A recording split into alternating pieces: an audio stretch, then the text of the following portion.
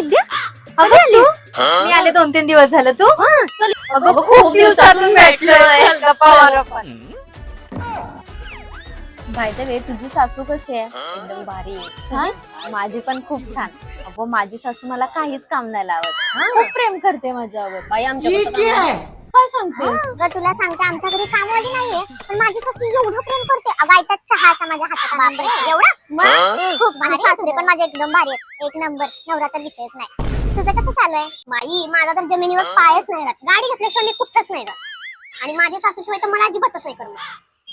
होय मला पण माझ्या सासूशिवाय. आणि तुला माहितीये माझ्याशिवाय घरातलं पान सुद्धा हलत नाही. माहेर आले की सारखं माझी सासू तुम्ही इथं काय करताय?